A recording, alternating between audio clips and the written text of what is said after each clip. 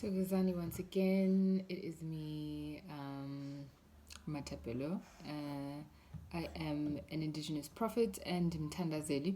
I am explaining today how marriage occurs. So it is a huge issue because I think most women, if you check stats, if you check social media, are struggling particularly to I don't know whether to say to adapt to the new trends, because as we know, marriages, if we're talking about our parents, occurred much easier because there was I'll say a traditional structure in place that made sure that marriage does occur. If certain things were followed, it wasn't as complicated as it is now. Statistics show South Africa as one of the leading countries. I think we were in the top three, really, of people that get married at a very late age. So, if we are talking about the spiritual bargaining, or rather, let me say that you should know that Badimo, our ancestors, are constantly in communication about our lives. So, when you are born, um, in the heavenly realm, a book is written. So the angels sit around God and God speaks about your life. So she will be born in October. She will be born to Richard and Lindiwe. And this is how her life is supposed to go. Okay. So that book is given to the angels to ensure that, when they get to earth, they keep their own record, but there's a record in heaven with our life stories and how they're supposed to go. So, Badimo, our ancestors, are always bargaining and negotiating on how to get us around and how to navigate us to the destination where we are supposed to be in the end. So when it comes to romantic connections, Badimo are also at work. When a man meets a woman, it is the woman's ancestors that choose the man's ancestors. So when you guys are meeting in the physical, there's already been a spiritual meeting about your meeting to ensure that the families are agreeing on your partnership, or they are not agreeing. So it is the woman's, you'll say that the man's ancestors will come and bargain with the woman's ancestors, because it is the woman's ancestors that choose a husband. So when you find a young man being unable to marry, the man has a desire to marry but is not marrying, that definitely means that there is a problem in the root. And this is a good time to go and hlola. So when we talk about going to hlola, we're talking about visiting a traditional healer, a sangoma, a seer, a prophet, or anybody who is able to connect to the other side to be able to diagnose what the issue is. Because the guy might be an eligible bachelor, he's working, there really isn't a physical issue with the guy, but really they are struggling to marry. That means that whenever he meets the female's ancestors, whenever they're introduced to his ancestors, there is never an agreement. There is a fault there. Because I won't tell you that we know exactly why ancestors agree to unify, but using your logic and using your sensible mind, obviously they'll look for someone who is going to be able to grow that homestead, be able to look after their daughter, etc., etc. So those values wouldn't change in the spiritual realm. I think they would alter, of course, but they should be quite the same.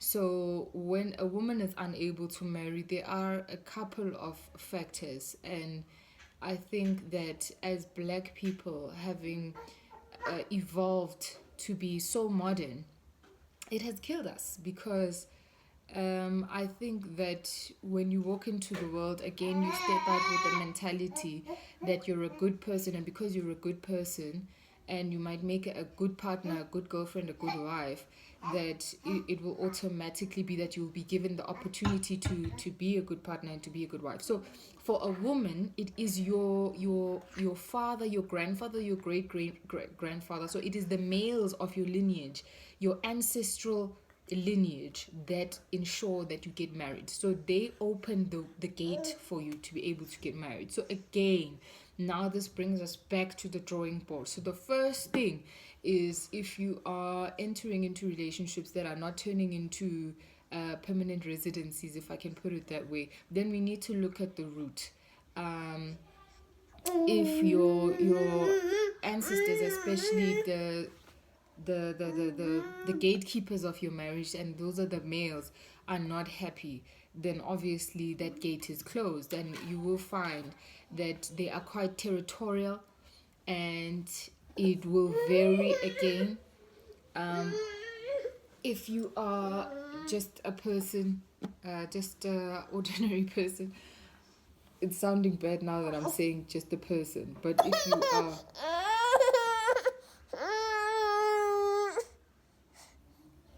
he's very unprofessional, and I will be speaking to his employer.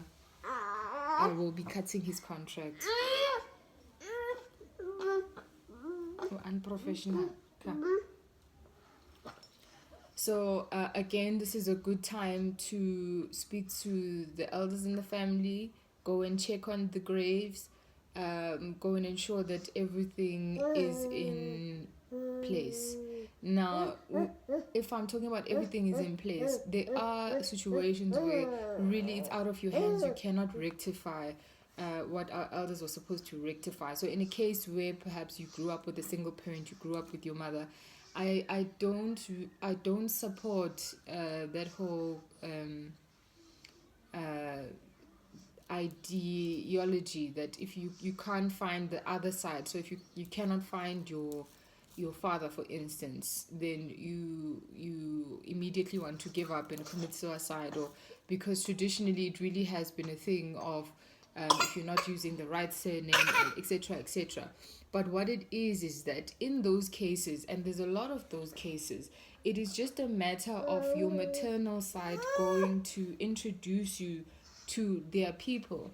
And once they introduce you to their people, your mother's side, your maternal side, then has the natural instinct to go with you and then to take over where it is that the paternal side is absent. So they will go to the grave and they will explain that we are asking that you follow this child wherever the child goes and you open their ways, marriage included. So don't let that be. I find that it's holding a lot of black people back, because should they not be finding jobs or whatever the case may be, then it always goes back to the surname thing. And to show you how much of a rumor this is, in some families, once a child is created and then Ntlawulo is paid, they still will not allow that child to use the surname unless full lobola has been paid. So that is just to show you. And in some families where you are changing the surname, you are actually invoking the anger of the ancestors, because those people, according to their clan and their lineage and the way that they do things, don't change the surname unless full lobola has paid. So you are basically disrespecting those grandfathers, and then you invoke anger, and that will definitely close the marriage gate for you. So if it is that you are belonging to the maternal side of the family, that's not an issue at all. They'll take you to the grave and they will explain that they are asking that ancestor from your maternal side and those ancestors to please go with you. They'll go to the grandfather's grave and they'll bigger you there, which means they'll announce you, so that you are able to get the support that you need from those grandfathers. Now, from my previous video, I did explain how is it that we keep and maintain this relationship. It means that we are now going to the graves, you look after the graves. When they do something good for you, you thank them, etc., etc. Especially, I think I would be speaking mostly to people that come from homes that do not practice indigenous or traditional customs, and that's where the issue is coming from.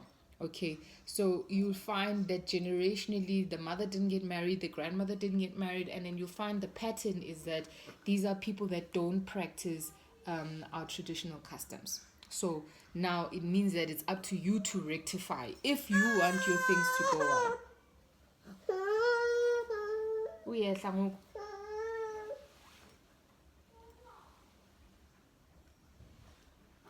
So it is way easier for people that come from families where things have been, a protocol has been observed, because then it has not now come to the place where the ancestors are angry, and they are angry and they retaliate, and they are now retaliating to you.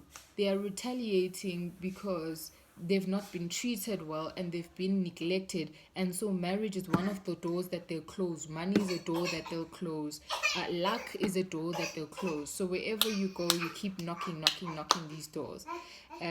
So that is very, very important. That's where the relationship with our ancestors now comes in, and it's very, very important that you now build a strong relationship with them. So the grandfathers, they are the ones that carry that responsibility. They are the ones that look after our marriages and make sure that the marriage does happen in the first place. And then once that box is ticked, there is also a possibility that you then have a calling. So if you have a calling, you are somebody with a higher responsibility. You are responsible for way more than your average person. So most of all, people with ancestral spirits, whether that's a prophetic spirit or it is an ancestral spirit, these are different spirits, of course. They might reject your marriage proposals. They will literally kick your partners away to ensure that you are aware, or you become aware of your calling. So if you're not somebody that is visiting traditional healers or prophets to check how things are going lifeically, then obviously once things start to shuba, you start to lose money, you're not seeing where your money is going. You know what, I'm not sure what's going on here, but I'm just going to try and tuck the string in. And you are losing jobs, you are getting weird dreams, you are having painful joints, or whatever the case may be. But the main thing, which I'll drive back to, is that your partners are always vacating. You are unable to keep a relationship. So that's one of the symptoms of a gifted person, and they are doing this to alert you that, hey, you need to come and see us, we need to talk to you. So once you've tried all the pastors and all the new age prophets, you are then forced to go and see someone indigenous, and that person will then say, hey, you've got a calling. And once you get that, your training out of the way, and you accept the calling, then they may open the gates. So that's one of the reasons. The other reason is that if you do not have a calling, you do have men and women, this can happen, that you are the Moses of your family. So when you are the Moses of your family, it means that previously there have been generational curses and patterns that are happening, patterns of poverty, patterns of suicide, of no marriage, of no jobs, of just, and then you are born, and then in your book it is written that you are the one that is going to step up and break these cycles and break these patterns in your family. And you might find that as much as you get a job and you settle, and you're the one person in your family that makes it, and now you're ready to settle, and your partners don't stay. And sometimes it is just because your elders know that once you get that partner, you will be distracted. Unfortunately, it is really quite it can be burdenous if you decide to look at it that way. But where it is that your ancestors see that you'll be distracted, I always then refer to this as lousy timing. They have a time where you will meet your match once you have achieved what you need to achieve. So that's one of the reasons as well that you might be finding it hard or struggling to find a lifetime partner. The other reason, it can be Witchcraft is definitely rife. So most of the times you'll find that it's not even your enemies. Like if you are between the ages of 20 and 29 20 or 30, 32, you didn't really have time on this earth to make such hectic enemies. You know, abantu who've got a bit of experience with this life thing. I think so. I do know that there are people that they grew up in those environments where the parents, they like to run to the chemist. And when I mean chemist, I mean to the muti market whenever there's a problem. Hey, muti market, whenever, hey, it's a muti market. So the children also inhabit that that, what do I call it, that behavior where they deal with their issues by going to the muti market, and bad and good. So it might be that you're outshining somebody at work and they run and they get bad magic to ensure that you are not progressing, to ensure that they steal your limelight, to ensure that you're not succeeding. And one of those mutis can close your doors for marriage. So what they can do is that they can turn your grandfathers away so that they are unable to look at you and provide you with that support you need to get married. They can use black magic to make men run away from you. They can use black magic to make you unattractive. They can use animals. They can use animals, so this animal will become like a spiritual husband that you can't see, but men, they can sense it. So when a man is around your space, they always feel like, no man, I'm being intimidated. They literally kick him out. So they send animals, they send abatogoloshi that close that wall for you. So basically when men look at you, it looks like you already taken, and it's not the case, but it's just people that are messing with your destiny. So how you will see the signs is that your relationships are not lasting. You are a good person, you're really trying your best, but they are not lasting. And people never have like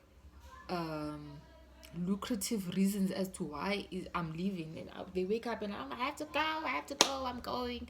And you have no idea why is it that you're going, where are you going, and for what reason. Some of them might even give you that line that I really love you, but I've got to go. And it's because the man is now confused, and he's confused by this muti, or maybe the ancestors, or all of the reasons that I've listed above, one or the other. And they are now being driven away because of these spiritual issues. So if you are noticing that this is you, and I mean, there are really crap people in the world. They're too demanding, they're nagging, they make noise. You people, you can legitimately get dumped. Like, you are just not nice to be around. You can be one of those people, so be honest with yourself. But if you're not one of those people, and you know that you really, honestly, you can feel it in your gut that, no man, 25, I should have been gone. And yet here you are, really trying your best. You're a professional woman, you're not needy, you're great, you're independent, you're funny, you're quirky, and you are still really struggling. So you need to stand up for yourself. You need to stand up and go and see somebody, and they can diagnose you if it's any of these issues. If it's an issue of witchcraft, then they will tell you what needs to be done. If it's an ancestral issue where you need to fix something in your lineage, they'll tell you how that needs to be done. If you've got a calling, they'll tell you how that you need to go about that. If it is that you've got isinyama, they'll tell you how. If you're nesilwane, if you're tigoloshi, if you're a spiritual husband, they'll tell you how to go about that. But stop sitting and thinking that things are going to, I'm a good person, I'm funny, I'm lovely. Why? You're gonna sit there until you're 45 and you're gonna be bitter with 7 cats, thinking, oh, what happened to my life? So you need to stand up for your things, guys. Honestly, I spoke about people that like e-chemists, which means that whenever there's something wrong, they always have to run to a traditional healer to get stuff. Don't be that person. When a situation is manageable, manage it. Right? When it's above your control and it's out of your hands, when it's out of your hands. You're like, but I did everything I could, and I'm still not like, what's going on? So if that is the situation, then stand up and go and see somebody you trust. Guys. That is very, very important. Go and see somebody you trust and you can get it sorted out and follow those instructions. But don't sit there, because it's not going to change. Sometimes it's not because you're meeting the wrong people, it's because there is something wrong. So you need to stand up and take charge, ladies. So I'm wishing you a prosperous year. I'm wishing for lots of marriages, even under the tough circumstances we are in. If you have any questions, do DM me or leave a comment under this video. Till then.